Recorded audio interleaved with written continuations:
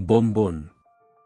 Que Pierre Bombón fuera un restaurador de cualificaciones poco comunes, el callejón sin salida Lefebvre en Rouen, se sentirá, imagino, en libertad de discutir. Que Pierre Bombón era, en igual medida, experto en la filosofía de esa época es, supongo, aún más especialmente innegable. Sus pâtés à la fois eran sin duda inmaculados, pero, ¿qué pluma puede hacer justicia a sus ensayos sur la nature, sus pensamientos sur el âme, sus observaciones sur el esprit? Si sus tortillas, si sus fricandoles eran inestimables, ¿qué literato de aquella época no habría dado el doble por una idea de Bombón, que por toda la basura de ideas de todos los demás sabios? Bombón había saqueado bibliotecas que ningún otro hombre había saqueado, había hecho más de lo que cualquier otro habría imaginado leer, había entendido más de lo que cualquier otro habría concebido la posibilidad de entender, y aunque, mientras florecía, no faltaron algunos autores en Rouen que afirmaron que sus dictados no evidenciaban ni la pureza de la academia, ni la profundidad del liceo, aunque, fíjate, sus doctrinas no eran en absoluto muy comprendidas en general, no por ello eran difíciles de comprender. Creo que fue por su autoevidencia que muchas personas se vieron llevadas a considerarlas abstrusas. Es a Bombón, pero no digamos más, a Bombón a quien Kant debe principalmente su metafísica. El primero no era, en efecto, platónico, ni estrictamente aristotélico, ni tampoco, como el Leibniz moderno, desperdiciaba esas preciosas horas que podrían emplearse en la invención de un fricaseo, gradualmente, en el análisis de una sensación, en intentos frívolos de reconciliar los obstinados aceites y aguas de la discusión ética. En absoluto. Bombón era jónico, pero también itálico. Razonaba a priori, pero también a posteriori. Sus ideas eran innatas, o no. Creía en Jorge de Trebizonda, creía en Boecio. Bombón era rotundamente un bombonista. He hablado del filósofo en su calidad de restaurador. Sin embargo, no quiero que ningún amigo mío imagine que, en el cumplimiento de sus deberes hereditarios en esa línea, nuestro héroe quería una estimación adecuada de su dignidad e importancia. Lejos de eso. Era imposible decir en qué rama de su profesión se sentía más orgulloso. En su opinión, los poderes del intelecto estaban íntimamente relacionados con las capacidades del estómago. De hecho, no estoy seguro de que estuviera muy en desacuerdo con los chinos, que sostenían que el alma se encuentra en el abdomen. En cualquier caso, pensaba que los griegos tenían razón, que empleaban las mismas palabras para la mente y el diafragma. Con esto no pretendo insinuar un cargo de glotonería, ni ningún otro cargo grave en perjuicio del metafísico.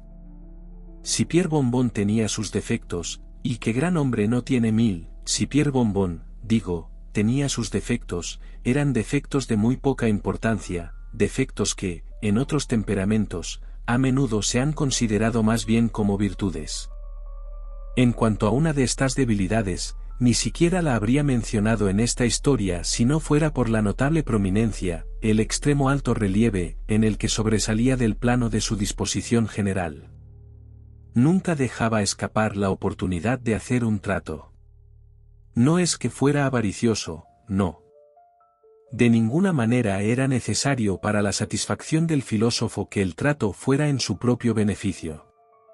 Siempre que se pudiera llevar a cabo un trato, de cualquier tipo, en cualquier condición o bajo cualquier circunstancia, se veía una sonrisa triunfante durante muchos días después para iluminar su rostro, y un guiño de ojo cómplice para dar testimonio de su sagacidad.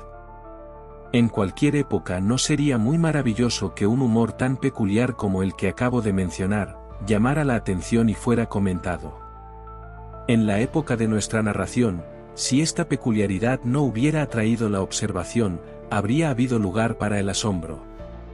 Pronto se supo que, en todas las ocasiones de este tipo, la sonrisa de Bombón solía diferir mucho de la risa franca con la que se reía de sus propios chistes o daba la bienvenida a un conocido. Se lanzaban insinuaciones de naturaleza excitante, se contaban historias de negocios peligrosos hechos a toda prisa y de los que uno se arrepentía con tranquilidad, y se aducían ejemplos de capacidades inexplicables, anhelos vagos e inclinaciones antinaturales implantadas por el autor de todo mal para sus propios fines sabios. El filósofo tenía otras debilidades, pero apenas merecen un examen serio. Por ejemplo, hay pocos hombres de extraordinaria profundidad que carezcan de inclinación por la botella. Ya sea esta inclinación una causa emocionante o más bien una prueba válida de tal profundidad, es algo agradable de decir. Bombón, por lo que he podido averiguar, no creía que el tema se prestara a una investigación minuciosa, yo tampoco. Sin embargo, en la indulgencia de una propensión tan clásica, no hay que suponer que el restaurador perdiera de vista esa discriminación intuitiva que solía caracterizar, al mismo tiempo, sus platos y sus tortillas. En sus momentos de retiro, el vino de Borgoña tenía su hora asignada, y había momentos apropiados para el Cotes du Rhône. Para él, el Sauternes era al Médoc lo que Catulo era a Homero. Jugaba con un silogismo al saborear un Saint-Emilion, pero desentrañaba un argumento sobre un Clos de Bouhot y trastornaba una teoría en un torrente de Chambetin. Bien hubiera sido si el mismo sentido rápido de la propiedad lo hubiera acompañado en la propensión a la venta ambulante a la que he aludido anteriormente, pero este no fue el caso. De hecho, a decir verdad, ese rasgo de la mente en el filosófico Bombón comenzó a asumir un carácter de extraña intensidad y misticismo, y parecía profundamente teñido de la diablerie de sus estudios alemanes favoritos. Entrar en el pequeño café del callejón sin salida Lefebvre era, en la época de nuestra historia, entrar en el santuario de un hombre de genio. Bombón era un hombre de genio. No había un sous cuisinier en Rouen que no pudiera haberte dicho que Bombón era un hombre de genio. Su propia gata lo sabía y se abstuvo de mover la cola en presencia del hombre de genio. Su gran perro de agua estaba al tanto del hecho, al acercarse su amo, delataba su sentido de inferioridad con un porte sagrado, una humillación de las orejas y un movimiento de la mandíbula inferior no del todo indigno de un perro. Sin embargo, es cierto que gran parte de este respeto habitual podría atribuirse a la apariencia personal del metafísico. Un exterior distinguido, me veo obligado a decir, se abre camino incluso con una bestia, y estoy dispuesto a admitir que el aspecto exterior del restaurador está calculado para impresionar la imaginación del cuadrúpedo. Hay una majestuosidad peculiar en la atmósfera del pequeño gran, si se me permite una expresión tan equívoca, que el mero volumen físico por sí solo resultará ineficaz en todo momento para crear. Sin embargo, aunque Bombón apenas midiera 1 metro de altura y su cabeza fuera diminuta, era imposible contemplar la redondez de su estómago sin sentir una sensación de magnificencia casi sublime. En su tamaño, tanto los perros como los hombres debían haber visto un tipo de sus adquisiciones, en su inmensidad, una morada adecuada para su alma inmortal. Aquí podría, si me apeteciera, extenderme sobre la cuestión de la vestimenta y otras meras circunstancias del metafísico externo. Podría insinuar que el cabello de nuestro héroe era corto, peinado suavemente sobre su frente, y coronado por un gorro de franela blanca de forma cónica y borlas, que su jubón verde guisante no seguía la moda de los que vestían la clase común de restauradores en aquella época, que las mangas eran algo más amplias de lo que permitía el traje reinante, que los puños estaban vueltos hacia arriba, no como era habitual en ese periodo bárbaro, con tela de la misma calidad y color que la prenda, sino que estaban revestidas de una manera más fantasiosa con el terciopelo de varios colores de Génova, que sus zapatillas eran de un color púrpura brillante, curiosamente filigranadas, y podrían haber sido fabricadas en Japón, de no ser por la exquisita puntera y los brillantes tintes del ribete y el bordado, que sus calzones eran de un material amarillo parecido al satén llamado amebel, que su capa azul cielo, con una forma que nada tenía que ver con la de una bata, y ricamente adornada con adornos carmesí, flotaba con aire arrogante sobre sus hombros como una bruma matutina, y que su conjunto dio lugar a las notables palabras de Benevenuta, la improvisatrice de Florencia, que era difícil decir si Pierre Bombón era realmente un pájaro del paraíso, o más bien un paraíso de perfección. Estaría en mis fuerzas, digo, explayarme sobre todos estos puntos si quisiera, pero me abstengo. Los detalles meramente personales pueden dejarse a los novelistas históricos, están por debajo de la dignidad moral de lo concreto. He dicho que, entrar en el café del callejón sin salida Lefebvre era entrar en el santuario de un hombre de genio, pero solo el hombre de genio podía estimar debidamente los méritos del santuario. Un letrero, que consistía en un gran folio, colgaba frente a la entrada. En una de las caras del volumen estaba pintada una botella, en el reverso, una patilla. En la parte posterior se leían en grandes letras Ouvre de Bombón. Así se insinuaba delicadamente la doble ocupación del propietario.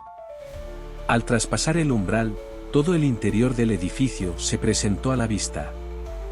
Una habitación larga y de poca altura, de construcción antigua, era, en efecto, todo el alojamiento que ofrecía el café. En un rincón del apartamento estaba la cama del metafísico. Un ejército de cortinas, junto con un dosel a la griega, le daban un aire a la vez clásico y confortable. En la esquina diagonalmente opuesta, aparecían, en directa comunión familiar, las propiedades de la cocina y la biblioteca. Un plato de polémicas reposaba plácidamente sobre la cómoda. Aquí yacía un horno lleno de las últimas éticas, allí, una tetera de 12º Malangis. Volúmenes de moral alemana estaban mano a mano con la parrilla, se podía descubrir un tenedor para tostar junto a Eusebio, Platón se reclinaba a sus anchas en la sartén, y los manuscritos contemporáneos estaban archivados en el asador. En otros aspectos, se podría decir que el café de Bombón difería poco de los restaurantes habituales de la época. Una chimenea bostezaba frente a la puerta. A la derecha de la chimenea, un armario abierto mostraba una formidable variedad de botellas etiquetadas. Fue aquí, alrededor de las 12 de una noche durante el crudo invierno, cuando los comentarios de sus vecinos sobre su singular propensión, la de Pierre Bombón, digo, los echó a todos de su casa, les cerró la puerta con un juramento y se dirigió, de muy mal humor, a las comodidades de un sillón de cuero y un fuego de leña ardiente. Era una de esas noches terribles que solo se dan una o dos veces en un siglo.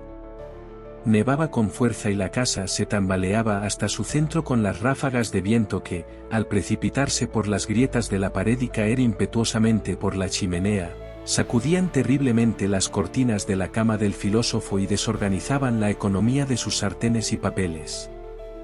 El enorme letrero en folio que se balanceaba fuera, expuesto a la furia de la tempestad, crujía ominosamente y emitía un gemido desde sus sólidos puntales de roble.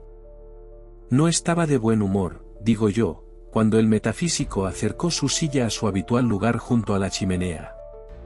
Muchas circunstancias de naturaleza desconcertante habían ocurrido durante el día, para perturbar la serenidad de sus meditaciones.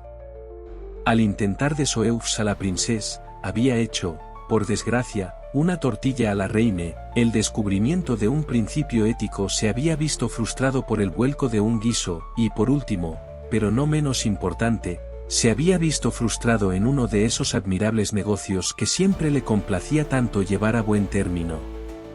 Pero en el atormentado estado de su mente ante estas inexplicables vicisitudes, no dejó de mezclarse cierto grado de ansiedad nerviosa que la furia de una noche bulliciosa está tan bien calculada para producir.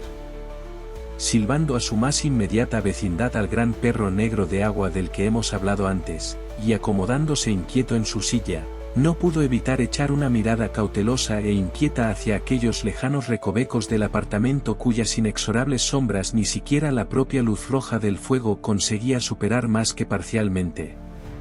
Tras completar un escrutinio cuyo propósito exacto tal vez le resultara incomprensible, acercó a su asiento una pequeña mesa cubierta de libros y papeles, y pronto se absorbió en la tarea de retocar un voluminoso manuscrito, destinado a su publicación al día siguiente. Llevaba así unos minutos ocupado cuando, no tengo prisa, Monsieur Bombón, susurró de repente una voz quejumbrosa en el apartamento. —¿Qué diablos? —exclamó nuestro héroe, poniéndose en pie de un salto, volcando la mesa que tenía a su lado y mirando a su alrededor con asombro. Muy cierto, respondió tranquilamente la voz. Muy cierto. ¿Qué es muy cierto? ¿Cómo has llegado hasta aquí?, vociferó el metafísico, al ver algo que yacía estirado en la cama. Decía, dijo el intruso, sin atender a las preguntas, que no tengo prisa, que el asunto por el que me he tomado la libertad de llamar no es urgente, en resumen, que puedo esperar a que termines tu exposición. ¿Mi exposición? Ahora mismo. ¿Cómo lo sabe? ¿Cómo ha llegado a entender que estaba escribiendo una exposición? Dios mío. ¿Silencio? Respondió la figura en un tono agudo, y levantándose rápidamente de la cama, dio un paso hacia nuestro héroe, mientras una lámpara de hierro que colgaba del techo se balanceaba convulsivamente hacia atrás al acercarse. El asombro del filósofo no impidió un estrecho escrutinio de la vestimenta y apariencia del extraño. Los contornos de su figura, extremadamente delgada, pero muy por encima de la altura común, se distinguían minuciosamente, por medio de un traje descolorido de tela negra que se ajustaba a la piel, pero que por lo demás tenía un corte muy al estilo de hace un siglo.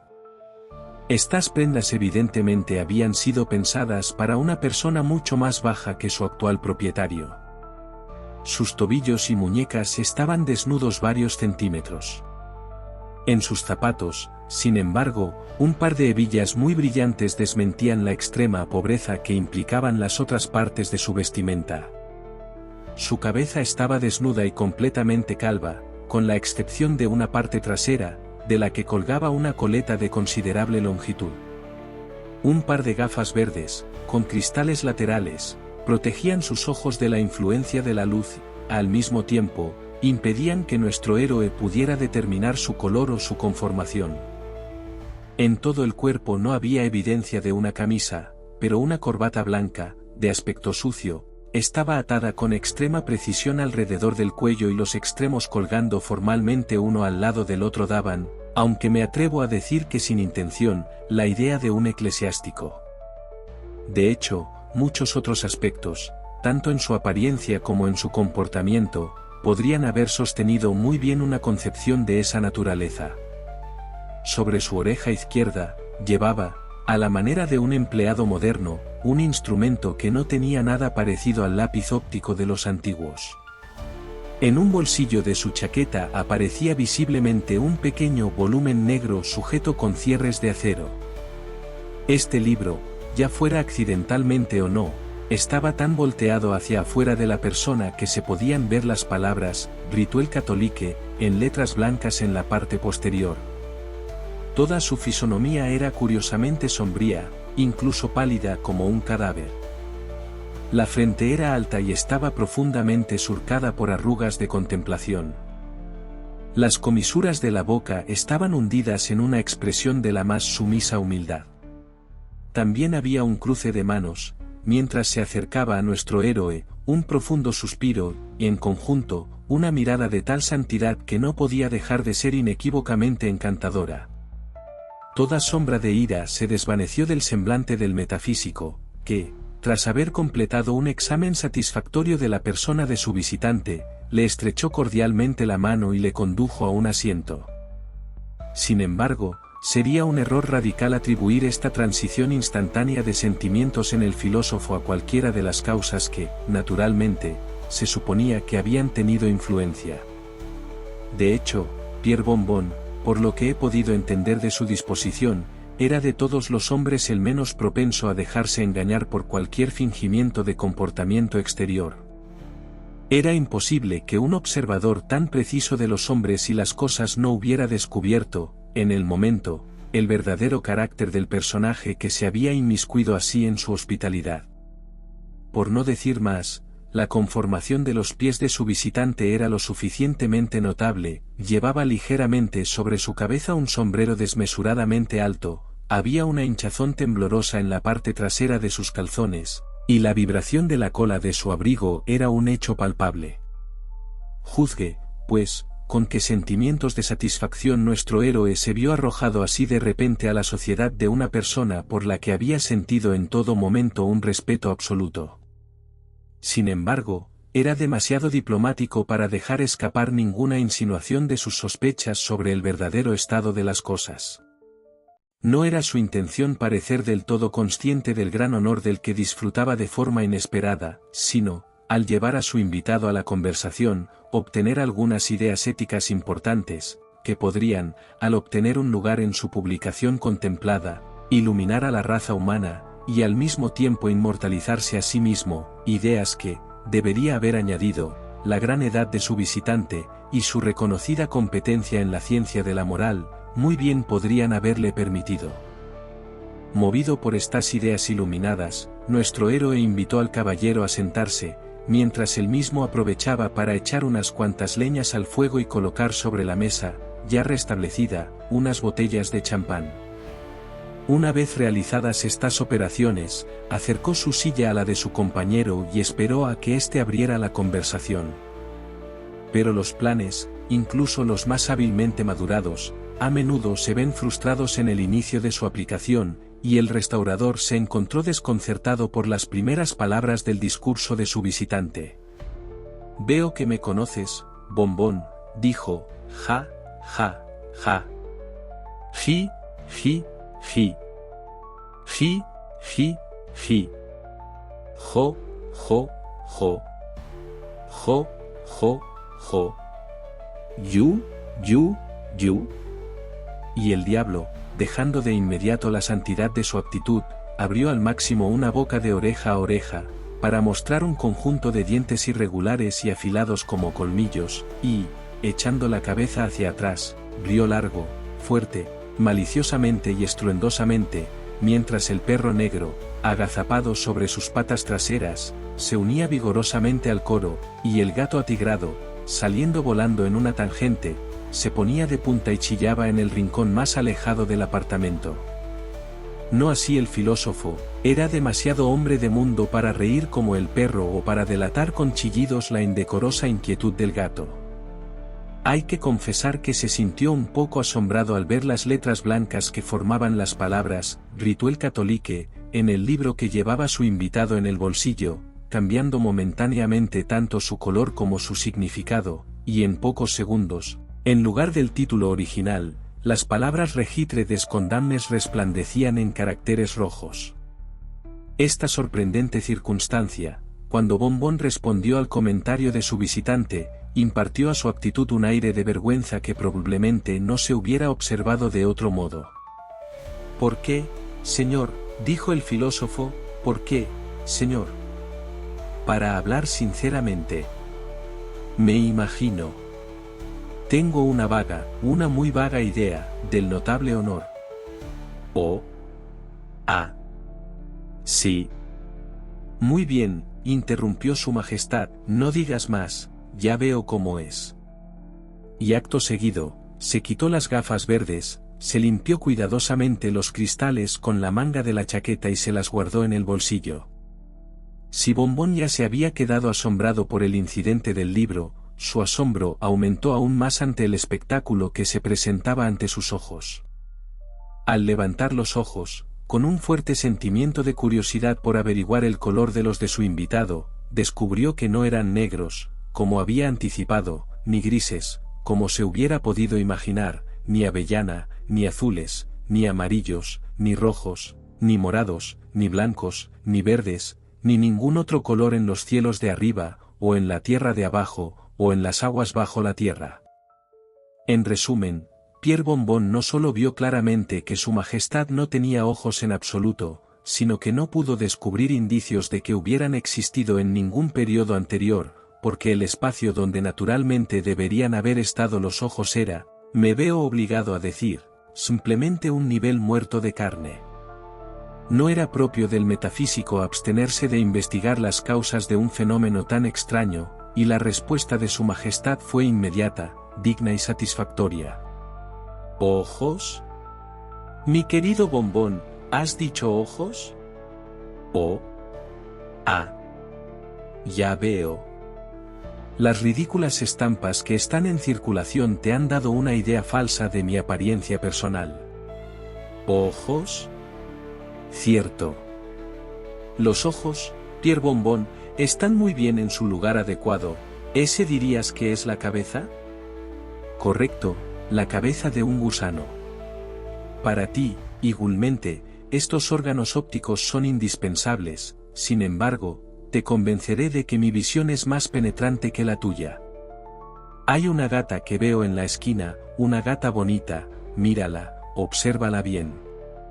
Ahora, Bombón, observas los pensamientos, digo, las ideas, las reflexiones, que se están engendrando en su pericráneo. Ahí está, ahora, no lo haces. Está pensando que admiramos la longitud de su cola y la profundidad de su mente. Acaba de concluir que yo soy el más distinguido de los eclesiásticos, y que tú eres el más superficial de los metafísicos. Así que ya ves que no estoy del todo ciego, pero para uno de mi profesión, los ojos de los que hablas serían simplemente un estorbo, susceptibles de ser arrancados en cualquier momento por una plancha o una horca. Para ti, lo admito, estos asuntos ópticos son indispensables. Esfuérzate, Bombón, en usarlos bien, mi visión es el alma. Entonces el invitado se sirvió vino de la mesa, y, al servir una copa de champán a Bombón, le pidió que se lo bebiera sin reparos y que se sintiera como en casa. Un libro inteligente el suyo, Pierre, retomó su majestad, dándole a nuestro amigo un golpe en el hombro a sabiendas, cuando éste dejó su copa después de cumplir a fondo con el mandato de su visitante. Un libro inteligente el suyo, le doy mi palabra. Es una obra que me gusta mucho. Sin embargo, creo que su disposición del asunto podría mejorarse, y muchas de sus nociones me recuerdan a Aristóteles. Ese filósofo fue uno de mis más íntimos conocidos.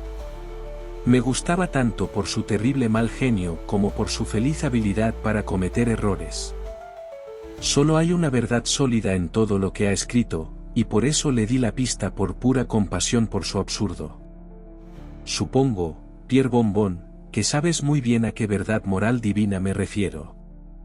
No sabría decir que yo. Por supuesto. Yo fui quien le dijo a Aristóteles que al estornudar, los hombres expulsaban ideas superfluas a través de la probóscide. Lo cual es, hipo. Sin duda alguna, dijo el metafísico, mientras se servía otro vaso de champán y ofrecía su caja de rapé a su visitante.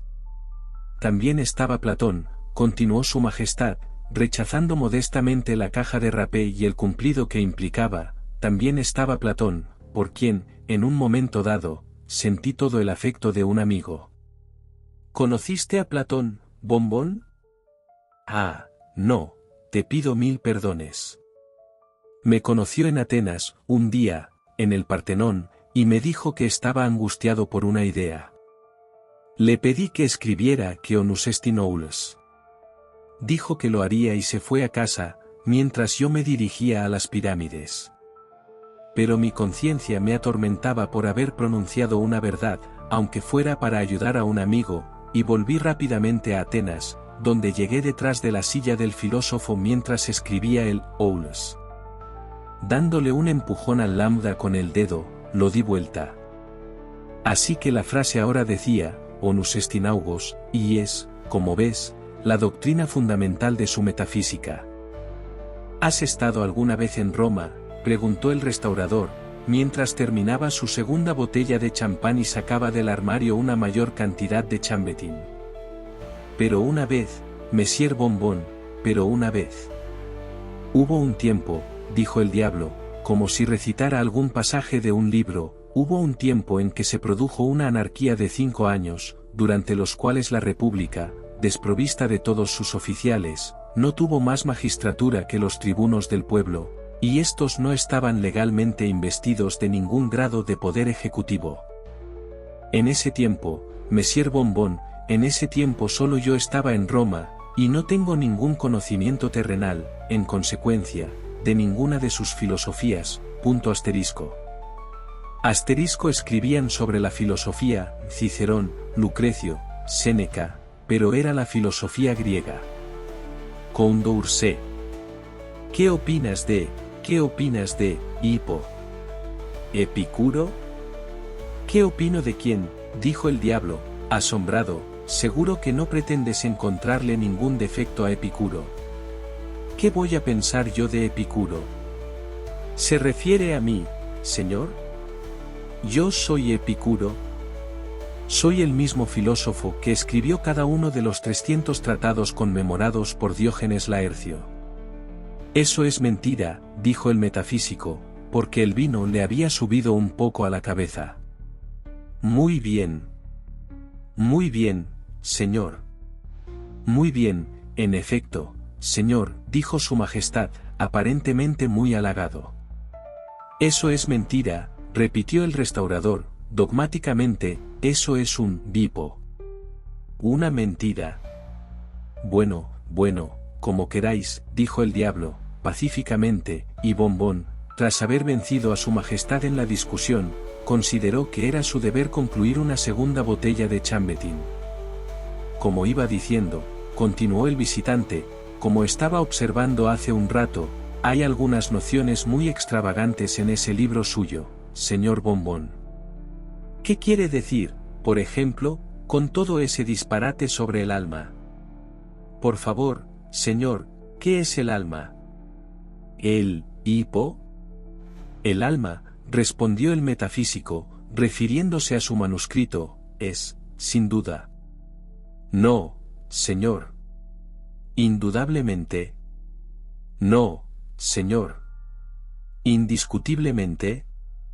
No, señor. Evidentemente. No, señor. Incontestablemente. No, señor. Hipo. No, señor. Y sin lugar a dudas, un. No, señor, el alma no es tal cosa. Aquí el filósofo, con mirada asesina, aprovechó para acabar, en el acto, con su tercera botella de chambetín. Entonces, Hipo. Por favor, señor, ¿qué es? Eso no viene al caso, Monsieur Bombón, respondió su majestad, pensativo. He probado, es decir, he conocido algunas almas muy malas, y otras bastante buenas. Aquí chasqueó los labios, y tras dejar caer inconscientemente la mano sobre el volumen que llevaba en el bolsillo, le sobrevino un violento ataque de estornudos. Continuó. Estaba el alma de Cratino, pasable, Aristófanes, picante, Platón, exquisito, no tu Platón, sino Platón el poeta cómico. Tu Platón habría revuelto el estómago de Cerbero, Puaj. A ver. Estaban Nevio, Andrónico, Plauto y Terencio. Luego estaban Lucilio, Catulo, Horacio y Quinto Flaco, querido Quinto, como lo llamaba cuando cantaba una seculare para mi diversión, mientras lo asaba, de buen humor, en un tenedor. Pero estos romanos quieren sabor. Un griego gordo vale por una docena de ellos, y además se conserva, lo que no puede decirse de un quirite. Probemos su sauterne. Bombón ya había decidido no admirar nada y se esforzó por entregar las botellas en cuestión. Sin embargo, percibió un extraño sonido en la habitación, como el meneo de una cola. De esto, aunque extremadamente indecente en su majestad, el filósofo no se dio cuenta, simplemente pateó al perro y le pidió que se callara. El visitante continuó. Descubrí que Horacio sabía muy parecido a Aristóteles, ya sabes que me gusta la variedad. A Terencio no pude distinguirlo de Menandro. Naso, para mi asombro, era Nicandro disfrazado. Virgilio tenía un fuerte acento de Teócrito. Marcial me recordó mucho a Arquíloco, y Tito Livio era sin duda Polibio y nadie más. Icab, respondió Bombón, y su majestad prosiguió. Pero si tengo una inclinación, Monsieur Bombón, si tengo una inclinación, es por un filósofo. Sin embargo, déjeme decirle, señor, que no todos quiero decir que no todos los caballeros saben elegir un filósofo. Los largos no son buenos, y los mejores, si no se pelan con cuidado, tienden a estar un poco rancios debido a la hiel. Pelado. Quiero decir, sacado de la carcasa. ¿Qué opinas de un hipo? ¿Médico? No los menciones. Guaj. Guaj. Guaj. Aquí su majestad tuvo un violento vómito. Solo he probado uno, ese bribón de Hipócrates, que olía a safétida. Guaj. Guaj. Guaj. Me resfrié de mala manera al lavarlo en el Estigia, después de todo, me contagió el cólera morbus. El hipo, desgraciado, exclamó Bombón, el hipo. Absorción de un pastillero, y el filósofo dejó caer una lágrima. Después de todo, continuó el visitante, después de todo, si un caballero desea vivir, debe tener más talentos que uno o dos, y con nosotros una cara gorda es una prueba de diplomacia. ¿Cómo es eso? Bueno, a veces estamos muy escasos de provisiones. Debes saber que, en un clima tan bochornoso como el mío, a menudo es imposible mantener vivo un espíritu durante más de 2 o 3 horas, y después de la muerte, a menos que se ponga en escabeche inmediatamente, ni un espíritu en escabeche no es bueno, ellos olerán, ¿te entiendes? Siempre hay que temer la putrefacción cuando las almas nos son entregadas de la forma habitual. Hipo. Hipo. Dios mío. ¿Cómo te las arreglas? En ese momento, la lámpara de hierro comenzó a balancearse con redoblada violencia y el diablo casi se levantó de su asiento, sin embargo, con un leve suspiro, recuperó la compostura y se limitó a decirle a nuestro héroe en voz baja, «Te diré una cosa, Pierre Bombón, no debemos seguir maldiciendo». El anfitrión se tragó otro trago, a modo de demostración de comprensión y aquiescencia, y el visitante continuó. Pues hay varias formas de arreglárselas. La mayoría de nosotros nos morimos de hambre, algunos aguantan el pepinillo, yo, por mi parte, compro mi aguardiente viventi corpore, en cuyo caso veo que se conserva muy bien. Pero el cuerpo... Hipo. ¿El cuerpo? El cuerpo, bueno, ¿qué pasa con el cuerpo? Oh. Ah. Ya veo. Pues, señor, el cuerpo no se ve afectado en absoluto por la transacción. He hecho innumerables compras de este tipo en mi época, y las partes nunca experimentaron ningún inconveniente. Estuvieron Caín y Nimrod, y Nerón, y Calígula, y Dionisio, y Pisístrato, y otros 1000, que nunca supieron lo que era tener alma durante la última parte de sus vidas. Sin embargo, señor, estos hombres adornaron la sociedad. ¿Por qué la posesión de sus facultades, mentales y corporales? ¿Quién escribe un epigrama más agudo? ¿Quién razona con más ingenio? ¿Quién? Pero espera. Tengo su acuerdo en mi cartera.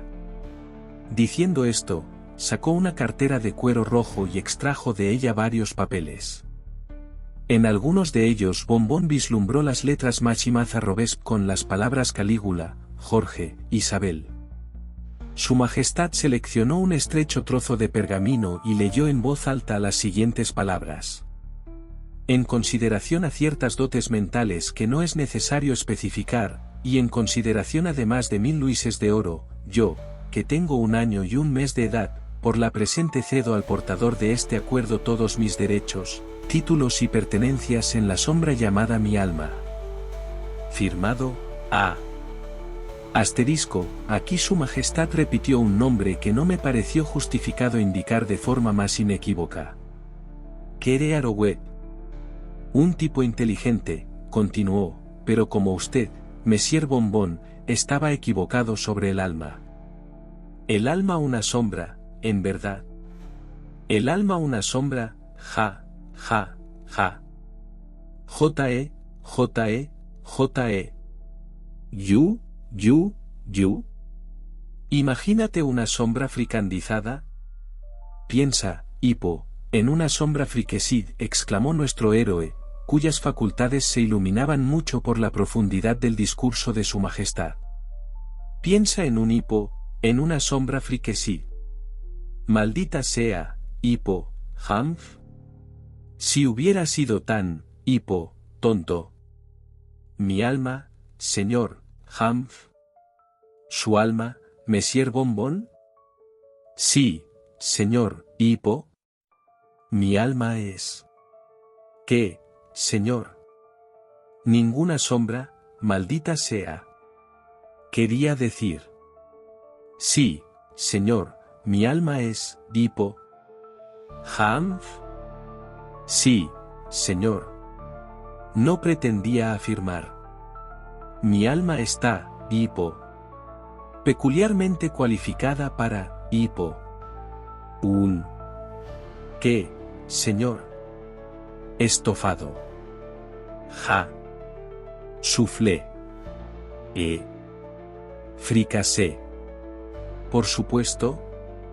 Estofado y fricandó, y mira, buen amigo. Te lo dejo, hipo. Una ganga. Aquí el filósofo dio una palmada en la espalda de su majestad. No se me ocurriría tal cosa, dijo este último con calma, al tiempo que se levantaba de su asiento. El metafísico se quedó mirando. Estoy abastecido en la actualidad, dijo su majestad.